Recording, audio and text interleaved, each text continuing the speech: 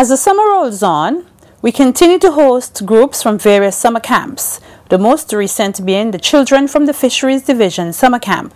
For most of them, it was their first time on the site, and for them we started the tour in front of the main offices of the IADC, where they were able to stand close to and view one of the 3 instruments being used to measure the crosswinds here at the airport site.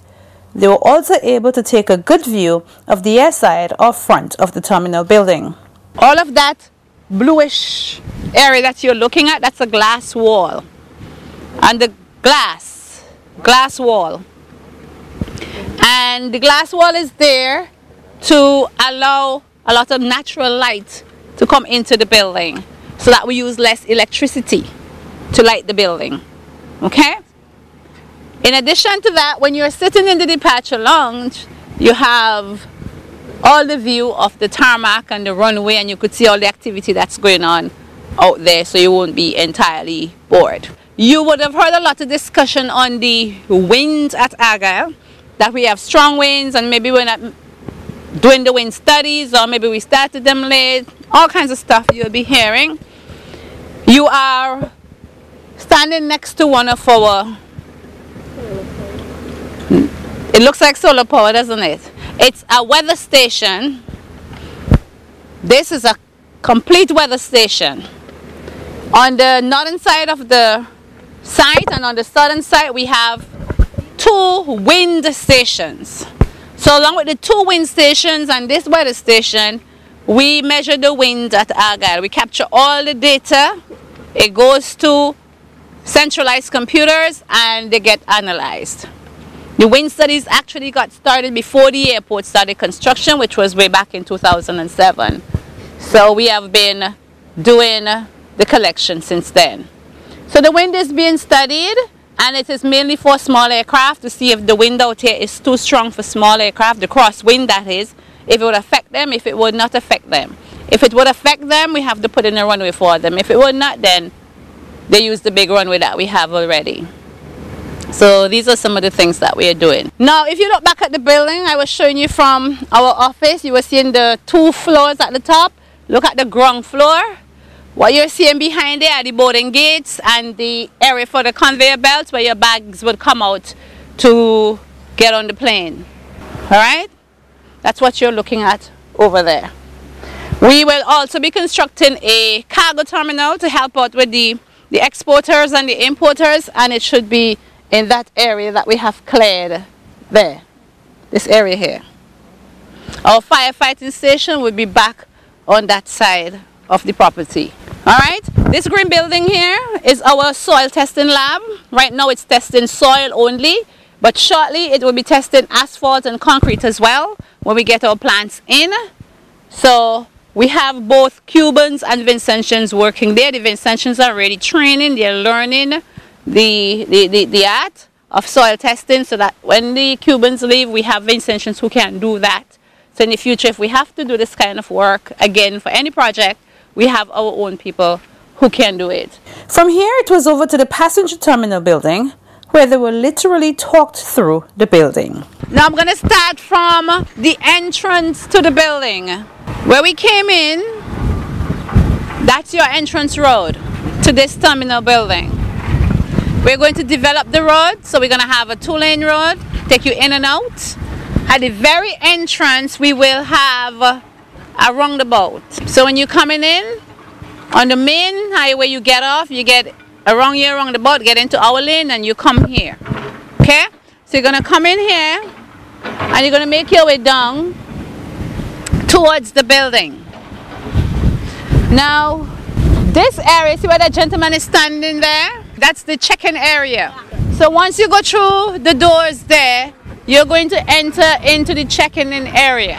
You will see to your left the check-in counters, and you will also see some kiosks that we are putting in so you can check yourself in if you don't want to go to the counters. Go with me through the building. When you leave the check-in area and you come this way, you're going to see the immigration area. You will go in there. You will see the immigration area, and you will go in there.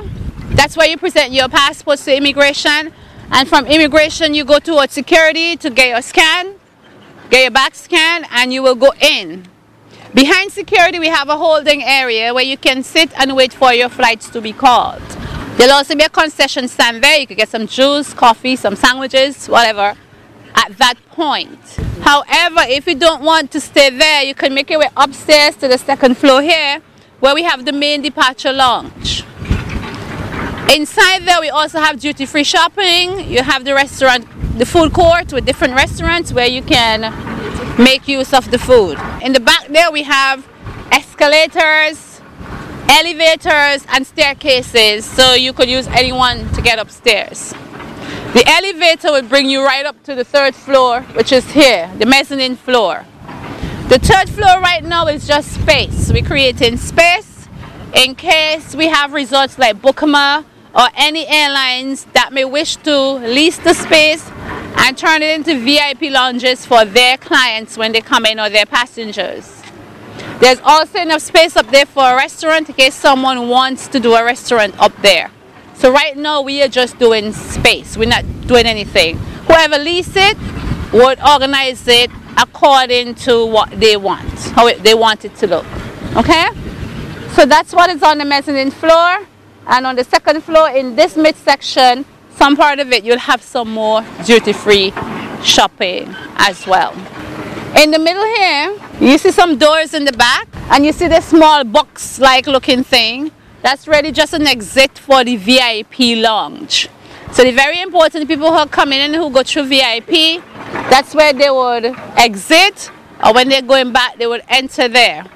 So this is a roadway right here going through there. Their vehicles will go through there and pick them up at the door. Also, it is an emergency service road where ambulance can go through if we have sick passengers who can't go through regular traffic and they have to be quarantined. They will be picked up at the back here. Ambulance will go right there and pick them up. The areas that you see, the soil, and they're now grassing. Of course, they're going to grass all of these soil areas, put in flowers and make it look nice, give you some green spaces. If you come further down, where the gentleman is walking now in the red, that's our arrivals area. Members of the public can go in there to see if their family or friends or whoever is coming has arrived. And you can go in there and you can see, you can help them with their bags. If not, you can just pick them up in front there. Drive along here and pick them up in front there. There's a point beyond which you can't go in there, and you will see it will be clearly marked that you can't go any further. It's for arriving passengers only to come out, right? But if you walk through here and you go in, you will see the customs area. You will also see baggage claim, and you will see the immigration area. So when you come into St. Vincent, you're going to come in on that side. You'll meet immigration first. When you leave immigration, you'll keep walking down this way, pick up your baggage at baggage claim, then go towards customs where you will declare your stuff, and then you will come out eventually into this hall right here. On the further end of the same building here, this piece that's primed already in white, that is the domestic terminal. Domestic because it is provided for the travel to the Grenadines. So if you're going to any part of the Grenadines by air, that's the part of the airport that you would use. So that's domestic travel, and all the others, that's international travel. Okay? Also on this building, we have a deck on this second floor here. That's not going to be restricted. Members of the public can go up there, and there is a restaurant, will be a restaurant up there. We'll have tables and chairs, and we'll make the place look nice where you can go and relax. If you're waiting for people and the flights are late, you can wait up there. If you just want to come to Argyle and cool out at the airport, you can go up there and do that. So that area, that deck, is going to be open. It's not going to be the same with this side down here. That's going to be a secured area, so you can't go down there. Okay? We have a ramp on the further end here for the disabled people who want to access that part of the building. If you look over there, you see a separate small building. That is our electrical substation. That's where we have the generators, all those things that we need to assist us in case we don't have electricity, and anything else that has to do with the electrical things here at the airport in that building. The control tower is going to be located on that hill where you see the greenhouse up there. So we're not breaking down the house, we're going to incorporate the house into our building so we have enough space for offices and so on. So that's going to be on the hill up there. All down here where we are clearing up, below this bank down there, is your parking lot. And when we are done, the parking lot will be able to hold over 250 vehicles when we're done with it.